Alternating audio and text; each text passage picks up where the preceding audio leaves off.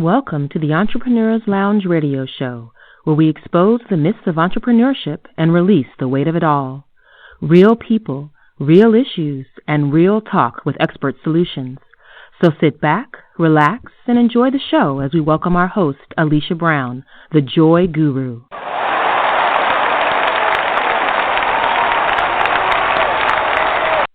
Hello. This is Alicia Brown, the Joy Guru, and I want to thank you for tuning into this episode of the Entrepreneur's Lounge. We all know about the ritual of making New Year resolutions, which are often on their last legs by March. But in this year, 2020, March was when COVID-19 hit the U.S. with a fierceness. It's hard to eat better, exercise, and sleep more under stress or when you don't feel well. And as a matter of fact, it's often during these times that self-destructive habits creep in.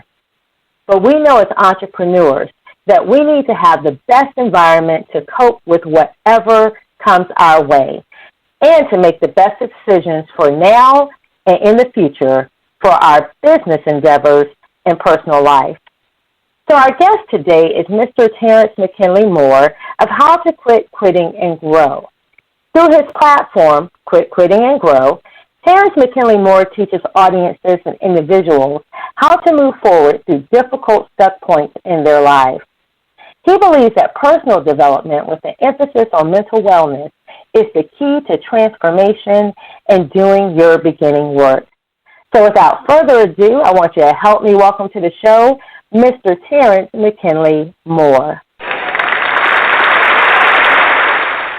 And how are you doing today, Mr. Moor? I am doing well, and first of all, I'd like to thank you for inviting me to your awesome show, and it's indeed a privilege. And I'd like to thank all the listeners that's listening in, and I'm just excited. All right, that's what we love to hear, and the pleasure is ours. Because, we're certainly glad to have you here with this pandemic still going on and the stress that many of us are feeling and the stress of the nation. And, at a time like this, we really need those expert tips and secrets of how we can just get out of that feeling of being stuck and stressed and panicked and really go forward with the vision that we have. And, success and failure seem to be as common as quitting. But focusing on our failures from yesterday often debilitates us, and then it can lead to a self-destructive behavior. So, in your expert opinion, Terrence, how do we break the cycle? How do we break the cycle? Well, I believe that breaking the cycle, first of all, we have to change our mindset. And that's the first thing of breaking the cycle. Now, I know that some of us may have heard that before, changing the mindset and how difficult it sounds, but it's not that difficult. Breaking the cycle is pretty much just changing your mindset, changing your paradigm, how you do things. And, of course, a paradigm is the thoughts. It's a pattern of something, and a lot of the things that we do is a pattern, and that pattern can be positive or it can be negative. But the thing is breaking your mindset or changing your mindset. I like that because, what you say is true. It's a pattern. And often our thoughts, it's said in the word that as a man thinketh, so is he.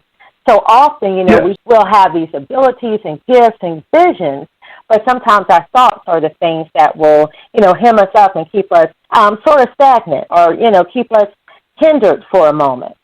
But while we're talking about your mindset and your thoughts, I want to hit you with this, which I'm sure you've heard before.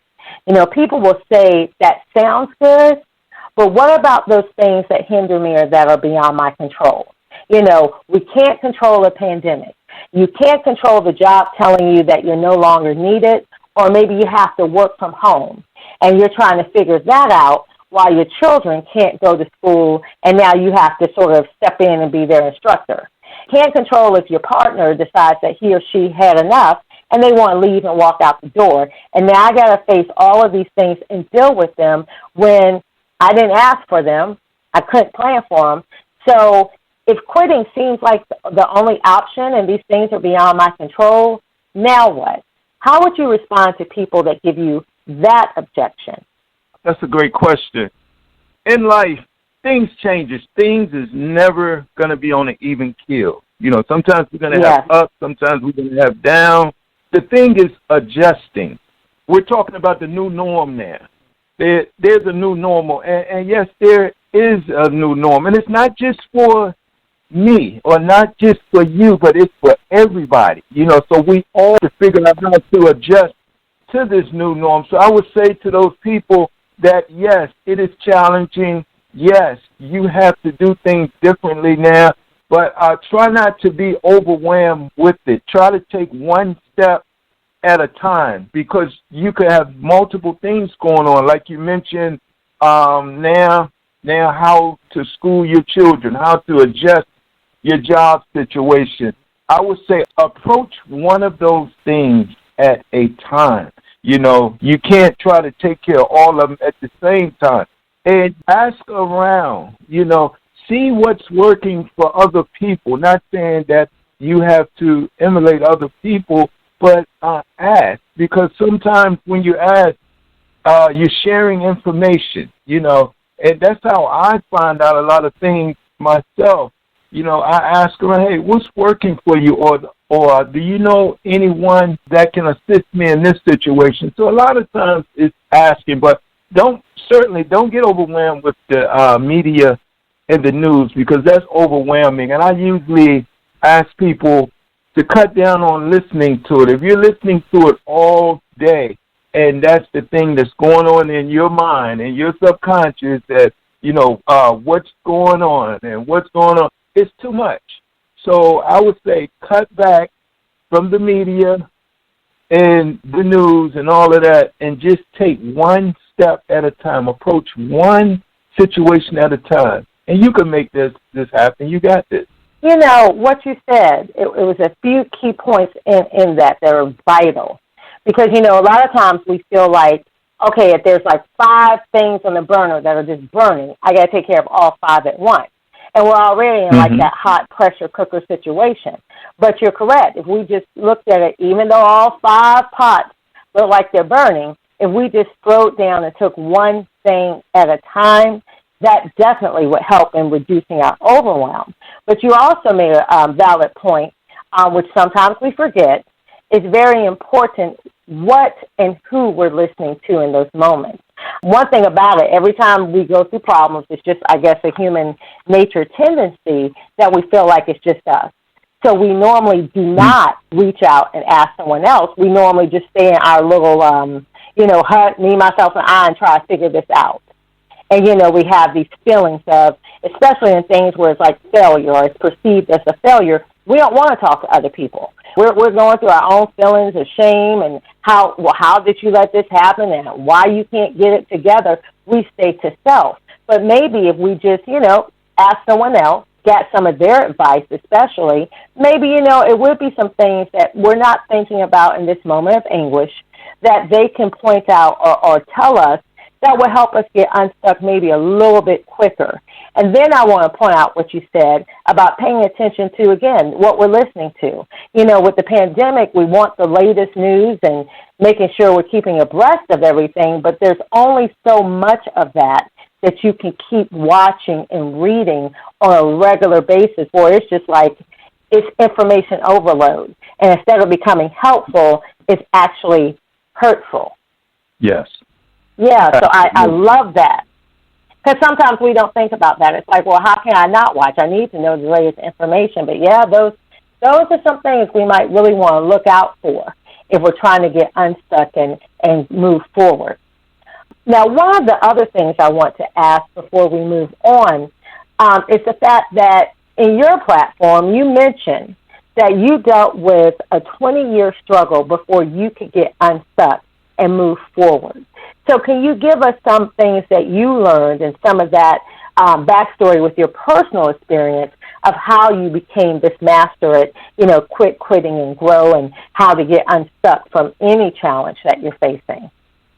Yes. For that 20-year of me being stuck, what you were referring to was a period when I was diagnosed with PTSD. And I didn't necessarily know in PTSD, post-traumatic stress disorder, and I didn't necessarily know what it was initially and what I was going through, but I knew that I wasn't reaching my full potential. I was doing everything. I mean, I was in business. I've been in business over the last couple of decades, operating businesses. I was starting businesses. I was involved in my community. I was busy. I was a busybody. But deep down inside, I still know that it was something that was preventing me from reaching my full potential, that I was stuck. And I was keeping that within myself. I wasn't sharing it, but I knew that I was stuck, but I didn't really understand. And once I realized that my diagnosis was PTSD, then I understood where all the anxiety was coming from. I was dealing with anxiety. I was dealing with depression. I was dealing with all types of the things that's attached to PTSD. And to share some of the things I was going through, not just with the anxiety, but even with the paranoia and everything. Not being comfortable around groups of people. Not going out. Constantly checking my doors to make sure that they're locked, getting up all through the night, and I was just going through. And what I realized that I needed some help. And in that help, to make a long story short, I had 3 things that I did, and these are the 3 principles that I use because I know it worked. It worked for me. It worked for someone that just couldn't even get past their stuck point for 2 decades. So I was like, wow. But one of them was understanding. I had to understand what was going on with me, and I had to be truthful with myself. You know, a lot of times we don't like to be truthful. Sometimes, because when you're being truthful with yourself, you get it all when you start pulling back those layers. And then you start having to deal with things that you want to avoid. But you have to deal with it in order to move forward. So understanding was very important. Understanding what I was going through. Learning about myself. Learning about the issues, the complications, and everything I was going through. So that was number 1. And number 2, which is another principle, is vision. I had to envision myself out of this situation, you know. And in vision, I learned that first there's sight. You see what's going around you, but you have to envision yourself beyond what is currently going on with you. So my vision, I had to really work on, okay, let me look past my current situation. I'm working on it because when you're working with vision, you're becoming action-oriented. Now you're making moves from sight to vision, what is currently going on, to moving forward out of that situation. You're looking beyond that sight. So I envision myself. And vision is so important. I'm going to share with you why vision is so important. You know, vision is so significant. Usually, Alicia, science and religion or scripture don't align with one another, really. But in vision it does, because when you're looking at vision is your thought, what you can see past what's going on, as I mentioned earlier. But in quantum physics, it talks about thought. It talks about thought, how important your thoughts is, how to move forward from your thoughts. And I'm like, wow, that is very interesting. You know, the power of thoughts can improve your life and has improved mankind with different inventions created by men. But then I looked at scripture and I got past that science part, and scripture tells us that where there is no vision, which is your imagination, where there's no vision, the people perish. I was like, wow, This vision thing is really important. So that was the second thing. And the third thing is purpose. Now, once you get that vision, you have a goal now, because you're going somewhere. You're making moves. You're moving from that vision point to you becoming goal-oriented. You're aiming for something now. So that means you're moving forward, and that will be your purpose. That purpose keeps you going because now you know where you're going. And in my situation, after I understood my situation and I envisioned myself away from it, I now had a purpose to move forward and to reach my goal of healing. Wow. And those are the 3 steps that really helped me. Oh, yeah, we're going to unravel those right now because you said a mouthful. First of all, the name of your book is How to Quit Quitting and Grow Through Any Struggle and in 3 steps. Yep. And, right there, a lot of people would be like, it can't be as simple as 3 steps. There's no way in the world, if it was that easy, everybody would do it. But you have outlined 3 steps that are powerful because, statistics show that most people do not know their purpose. And that's very important because if I don't know what I was created on this earth to do, if I don't know what it is that's unique about me that I am supposed to do before I leave this side of glory, I would say that just drains away from your life. Purpose isn't something you need to take small or take for granted. It is something you do need to seek because, again, a car is very simple. The car is meant to take you from point A to point B. You can, plant a garden in there. You can make it a decorative thing, but that's not what it's designed for. It's designed to take you from A to B. A house is supposed to be your dwelling. We often in life try to tweak things to make it fit us. But if you don't use something that was created for its original purpose, if you don't have the upkeep of it according to its original purpose, then you will never experience its optimum power. And for a lot of us, that's the problem. We have so much use. We have so many wonderful things that we have to offer because of what's on the inside of us, but we don't know that. We don't know our purpose, so we might live a good life. It's not saying you can't be prosperous, but there's always something that's missing because you're not living according to your divine purpose. And then you said something that resonates with me so much, that vision part. Because truthfully, it doesn't matter what your spiritual beliefs are, without vision, people do perish. Because if you can't see it before you get there, this is the reason why a lot of people lose hope. They lose momentum. They just stop believing. They stop trying. And I truly believe in life. I was having this conversation with someone this week. If it's not growing, it's dead. You plant a seed in the ground. You nurture that seed. Now, no one said it's going to grow overnight.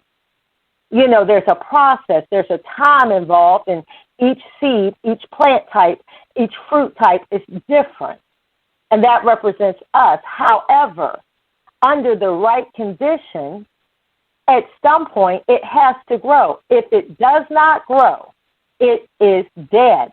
And I feel like so many of us are the walking dead because we just cease. We're moving along. We're doing things. And like you said, during that 20 years, you weren't a slog on the couch. I mean, you got businesses going. You're actively involved in the community. And that represents so many of us. So when people look on the outside, I'm sure they're looking at you like he's an upstanding guy. He's really making moves. But the problem is, especially for entrepreneurs, a lot of times they look so good on the outside and they're dying on the inside. You know, entrepreneurs, I believe, and statistics sort of support it, more so than, you know, a lot of other demographics. Entrepreneurs have a high rate of depression and, unfortunately, also suicide. You know, that's why we see some of the richest people and well-renowned people, all of a sudden we get a news flash that they're dead because they were dealing with these issues and they looked so good on the outside and they had all this money and they had the Rolodex that most people would just love to have, but they were suffering on the inside. And a lot of times they didn't have vision anymore. They couldn't, you know, it was all these great things that they had many years left to accomplish, but they just couldn't see a purpose bigger than themselves anymore. Their thought process, their mindset, you know, was tarnished. And, you know, before long, they needed a way out. And for them, unfortunately, they saw that as the perfect solution. But then we'll go back to number one you said was understanding. And I think especially when we look at mental health issues and depression and things like that, a lot of times people do not understand what the problem is. You know, if you're walking around, you know, with cancer or let's say you're diabetic or you have high blood pressure, any illness, any dis-ease in your body, if you're not properly diagnosed, there's nothing we can fix. You know, there's treatments and foods. You know, I can give you some medicine. You know, it's different things you can do, a different food regimen or exercise if we know what the problem is. And a lot of times things are reversible or we can lessen the impact on the body. But if I'm not diagnosed, if I don't understand what I'm going through, there's nothing that can be done. And I might be sitting there suffering and hurt and ill and things progressively get worse, all because I'm not diagnosed. I don't understand what's going on. So you said a mouthful, but now I can understand why it's those three steps. It sounds simple, but when you really break down those three, those are key. Each one is key. I see how they will work together. I see how they work separately. All of those are really key, even the things you said about science and spirituality, because, a lot of times things that people have for spiritual beliefs don't exactly match up for science. However, a lot of things that are scientific, actually, if you read the word, it's there. So, that whole balance, and I want to just say this before we go on, and I mean this, I'm not saying it to offend anyone, but here's the problem when you were speaking that I see in a lot of churches as well as a lot of church-minded people. Yes, according to your belief, healer, God can do all things, prayer is important. But you can't just stay in a state of prayer and I'm trusting God. God created these things. He gave man wisdom. So there is nothing wrong. And it's not going against your belief in God or your faith to seek help from a doctor, from a counselor, from a therapist. That is in order. We can't just sit here and talk about it. Just like, I can't just get on the phone and talk to a friend about my problems. I have to seek help. And that's not saying you don't have faith or belief. But just sitting there and doing the same thing and, expecting a different result, that's the definition of insanity. So we have to sort of get out that mindset where, I'm just going to pray it away. Or, I know God is going to provide the answer. Well, there is an answer. And a lot of times you need to at least understand what you're going through. You need a diagnosis. You can't just sit at home and try to figure it out on your own when there are people out there to help you. So don't feel ashamed. Don't feel embarrassed. If you see something's wrong and you just can't figure it out, go outside of your house and seek some help. Actually, nowadays, we got telehealth. We have these hotlines for all types of different things that if you're embarrassed to go in person, you can just pick up the phone and start your beginning work, but do something. Don't keep it to yourself or try to figure it out or phone a friend. You need to call somebody to help you so you can get an understanding, and then we can move on to those other things that you said. What are your thoughts about that, Terrence? I love it. I mean, I'm just sitting here and I'm just everything that you're saying, and I'm just wow. And pretty much what you said was, since we since we're talking about everything, including the scripture, you just boiled down a scripture that came to my spirit while you was talking, and that is faith without works is dead. And you pretty much was saying that if you're just sitting there, and yes, we can be believers, and that's great, but you have to put in the work. And everything you were talking about, going to get the diagnosis, asking questions, working on yourself, that is definitely putting in the work. Since we are talking about work, let's go here.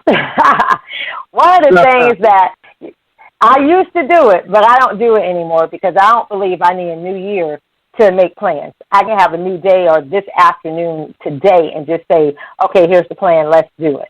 But we know one of the things that is common, people love to make New Year's resolutions. And we know often they make that New Year's resolution in January, and by March it's already gone or it's losing steam. So I want to share the top 10 New Year resolutions for 2020 and how these are often the ones that people quit, according to a December 2019 article in Inc. magazine. And for those listening, you will be able to have this link on our Facebook page, or you can go to my podcast page on thejoyguru.net, and you can find the link to our Facebook page and group on there. According to Inc. magazine, the top 10 New Year resolutions are actually doing my New Year's resolution. Number 2, trying something new. Number 3, eat more of my favorite foods. Number 4, lose weight diet. Number 5, go to the gym. 6, be happier, better mental health. 7, become more healthy. 8, be a better person. 9, upgrade my technology. And 10, stay motivated. And actually, according to statistics, only 8% of people will actually keep their New Year resolution. So you got 60% to make them. You only got 8% of those 60 who are actually going to keep them. And in that article, Dr. Kenton White, who is the chief scientist of Advanced Symbolics, Inc., noted that what really jumped out for him was this overall trend towards self-care. You know, we're used to the physical health improvements in the New Year resolution, but it looked like so many Americans in 2020 wanted to mostly take care of themselves, whether it's emotionally, mentally, and physically. They wanted to better themselves in their situation, which we do understand. But, Terrence, you discuss in your podcast the importance of self-care and self-development. So, taking into consideration the pandemic and the fact that self-care seems to be something that people desire, but according to statistics, they rarely achieve. What is problematic about that? You know, what do we really lose when self-care is not a priority in our life? Well, looking at that list, first of all of it, like you said, deals with self-care. But what we lose is when you look at all those things that you touch bases on, a lot of people do not achieve those things because they don't have the commitment. And they don't have the commitment. And because they don't have the commitment because they do not value self-care. Now, I know to some people that may feel like I'm stepping on their toes, but I know because I've been there. I've been there because, you know, we can talk the talk, but we don't walk it. You know, we talk about we want to do this. We want to be more healthier. We want to eat better. We want to control our destiny of what's going on, of what we can control, and so forth and so forth. But value it. That's the bottom line. When you value something, you hold it high. When you value something, you're like, hey, this is awesome. This needs to be done. You know, but when you don't see the value in it, you're not going to commit to it because it's not important to you. You know, it reminds me of when you're talking to your grandparents or those that are of age, and they tell you, I'm just going to tell you like it is, and they say something, and you want to be mad, or you want to give them like an objection, but at the end of the day, that really is the answer, whether you want to face it or not. And I'm glad you made that point, though, because, you know, we're common for saying, oh, yeah, I really want this. No, that is a priority for me. But when I look at your time and how it's spent, you barely spend any time in what you said was the priority. So it becomes more of a wish instead of something that you really want, or else your actions would show, I really want this. So, yeah. That's the point you made is something we need to look at, really look at it. Yeah, and if I can add on real quick, Alicia, you had mentioned prior to that, I know we have entrepreneurs listening as well, and I've been an entrepreneur for over a couple of decades. And these same principles that I'm talking about, these same three principles, I've learned to use it in my entrepreneur sector when things didn't go right. And then I had to get committed as to what we're talking about now. I had to get committed, and because I had to see value in what I'm doing. You know, if it's not important, then I'm not going to be motivated to do it. I'm not going to be inspired to do it. Because, you know, I think one of the problems, too, is a lot of times you say you want this, you put it out there. And then you have all these voices of wisdom telling you what to do. But if it's not important to you, you won't do any of it. So I can give you the awesome 5-year plan, 2-year plan, 3-year plan, but if it's not important to you. You know, I can tell you this is important and you need to do in this order if you want to achieve this goal. But if truly, if you look at all things, not what you say you want, but what is important to you, if it's not important to you, your actions are going to reveal that. It doesn't matter what you say. Because when we look at your actions, you're not taking action, which means it is not important. It is not a priority for you. It's really more like a wish, but your mindset, your actions, you're not committed yet. And that is okay in certain things, but you need to clearly identify that and stop saying, oh, this is important to me. It's not. Not if you're not going to follow up with the actions, or you don't have the mindset to truly accomplish this. It doesn't mean you're weak or you're inadequate or you're a failure. It just means, like, right now you're really not committed to it. So what is your priority? What is important to you that right now you're committed to? And if you're saying this is a desire, this is a long, wish I've had, then okay, what is the reason why you take no action and you're not committed? I think sometimes we're not honest about that, and that's why for me personally, I just learned the New Year's resolution doesn't work for me, because really what it is a bunch of wishes. It really isn't what is important to me, or else I would make a plan and strategy and then I would do it. So why do I need a New Year to do that?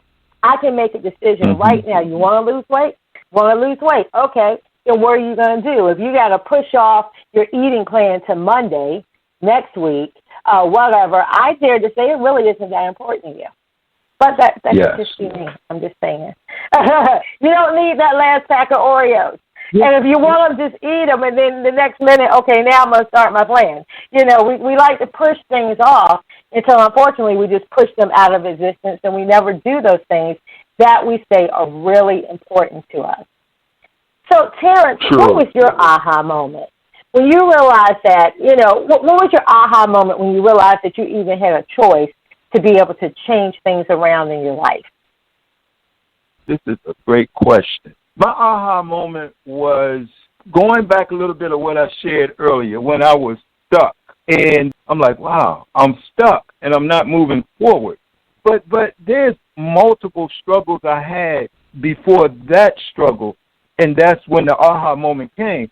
Everything from abandonment grief, being raised by a single mother, dealing with that as a child. I didn't know until later what it was called. I had a stuttering problem coming up. I was a chronic stutterer.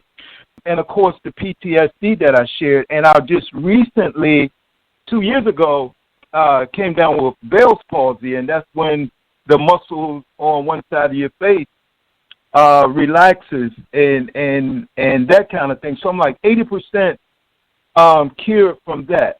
But adding all those things up, my aha moment was, wow, I can move forward with these things by using these three principles. And I don't keep trying to beat the three principles over your head like I came up with something, I created them. These things been here. They've been in front of us. I mean, there's nothing new under the sun, I believe. But I know that I was blessed to be able to figure out by three principles, and I'm like, aha. Looking back, I use this to do this, to move forward. And then I compiled all the three, and I was like, wow, these three principles, I believe it was given to me to share with others because it worked for me, and I'm going to use these three principles every time I get a stuck point, whether it's in my personal life, whether it's in business, whether just whatever I'm dealing with. Of course, there's other things that go along with the three principles. We don't have long enough to just sit here on the podcast and talk about all the other things, but that's in the book. But those three principles was the aha moment, like, wow, I can do this. And I have to always say that my faith and belief in the Most High, in God, that I can overcome anything, So using those principles along with my faith, I'm like, wow, all of these things align together anyway. So I'm not outside of anything that I believe in. So right. I guess I'm answering the question about my aha moment. Once I was blessed in giving these three principles, I was like, aha, I know how to always keep moving, no matter what happens, because we're all going to get stuck in life. We're all going to have challenges. And the thing about the quitting and grow, it's not pretty much telling people, because some people probably say, well, sometimes you have to quit. Sometimes you have to move on to another situation. When I say quit quitting and grow, I mean sometimes you have to regroup. Regrouping is it. I don't like using the word quitting. It's regrouping, adjusting yourself. As we mentioned earlier, sometimes you have to adjust in life. So you have to regroup. So it's not that you're quitting, you're just replanning, going another way. You have the same goal, the same purpose. Sometimes we have to regroup.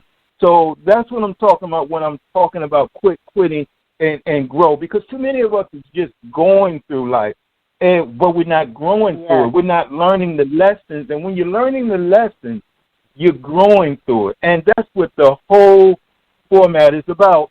That's what quitting and grow is all about. I love it. And, I hope listeners caught that. When you were talking about you got out your struggle, and then just recently, 2 years ago, you had Bell palsy, and you're about 80% cured from that. Life doesn't stop. Okay, so you had this wonderful victory of over 2 years. You were stuck. You're doing all the things. You're looking good on the outside, but you're battling on the inside. So you were able to get yourself unstuck. And then just 2 years ago, you're diagnosed with Bell palsy, and that comes with different struggles and challenges. So, guys, he just had a podcast on Monday of this week. I suggest that you go back and listen to that. And what I will do is on our page in our group, by the time they hear this, I'll go ahead and share that link so they can hear that and hear more in detail of that struggle and what you learned and what you had to do. But you're showing us how the same book you wrote, the same system, the same guide, you go back through it yourself with those 3 steps. And I think sometimes people think, I give you this, you have this advice, do the 3 steps, and boom, that's it. I'm on top. I figured it. I got unstuck, and I'm going to move on with my life, and everything's crazy, but it's not true. If what you provide as a guide or a system, something you've learned that helped to get you unstuck one time, you're going to have to keep going back through that. There are going to be times you're hit with this and this takes you aback, but if what you provided had any validity, if it works, if it's tried and true, then you go right back to it. Doesn't matter if you're the expert in it. Doesn't matter if you're on stages teaching other people it. You have to go through that system again yourself. So I think that just proves what you're giving them in this book, what you're giving them in your talks, what you're giving them in programs and systems you have. It improves the importance of that because it's something you developed and know there's nothing new under the sun. All the information you're going to put in that book is out there, but the problem is a lot of times it's everything out there. So when you can have someone, shrink that down and make it simple, that's the worst. Mm-hmm. Because it's not that we didn't know it existed, but maybe we didn't look at it this way. We need it simplified, we need it compacted. So the way you've done that in this book that, serves as a guide is really vital. So we can, do the steps, know what we need to know, and then reapply when something knocks us back or when this happens or when that happens. So one thing I want to ask you before we end our time together today is for people that are on the other side of the coin where you are, people who are feeling darkness and despair, what would you say to them right now so that they know they're not a victim of current events or circumstances, but there is a possibility for them to change their life, even if they were in, a stuck position like you were for 20 years? What would you say to that person right now? I would. First of all, I would let that person know that they're not by themselves. A lot of times when you're going through things and you feel alone, of course, anxiety and all of that kicks in, and we have a lot that's going on today. I mean, we all know what's going on, from social injustices, the pandemic. Yes. We had to be quarantined, and actually a lot of us is still going through the quarantine process, so things have changed. And I will ask people to get that control of your life, or as much as you can. Because when you feel like you don't have control, when you feel like you're depending on everyone else, you're depending on the government to give you a solution, you're depending on the experts, and you're waiting on them. Take charge of your own life. When you start taking charge of your own life, even when you start taking the little steps, that's taking charge of your life. Don't just sit there and wait for things to happen and sit there and wait for things to get better. Start taking charge, even if it's the little steps, the small things. That's taking charge. So when you're taking charge, you feel like you have control of this. I got this. So that's one of the things I would say. I would like to add 3 more things, but before I get to those 3 things, rationalize your thinking. Think rationally. Again, I mentioned earlier about the news media and all of that, but a lot of times it's not just the news media. Sometimes it's families and friends. We're influenced by them as well.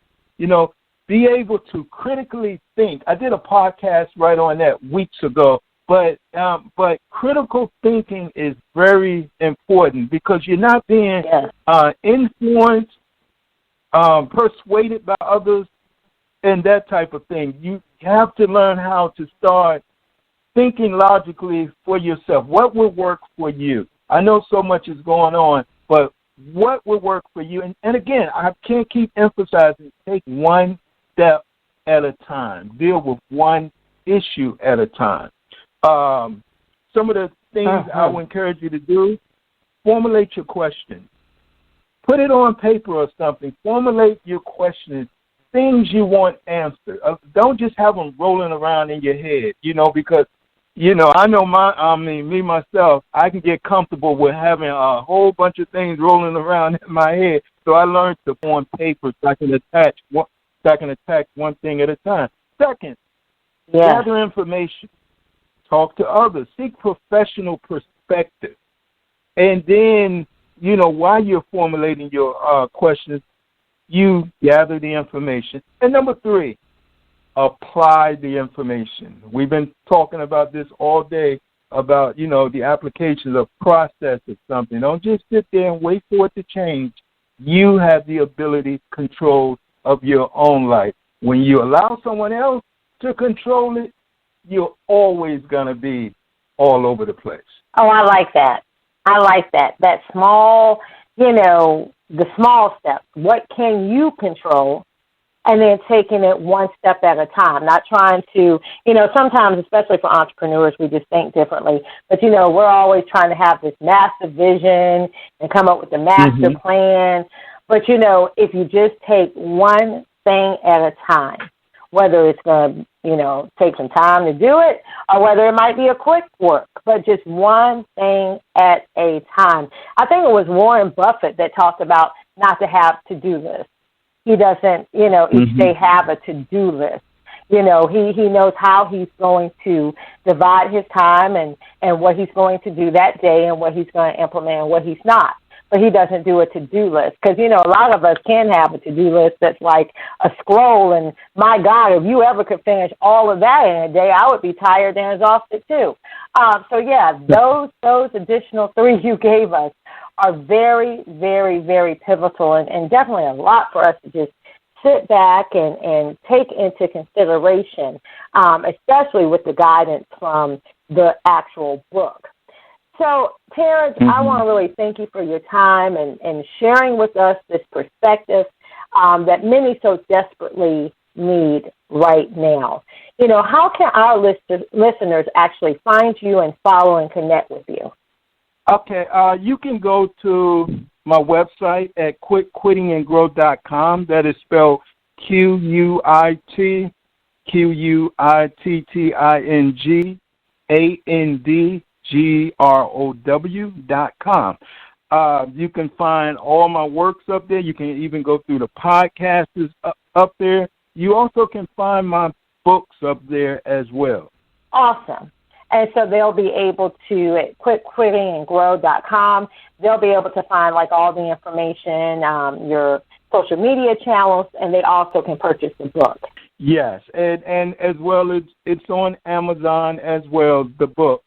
And so all my social media information is on Quit Quitting and Grow, and you can just reach me that way.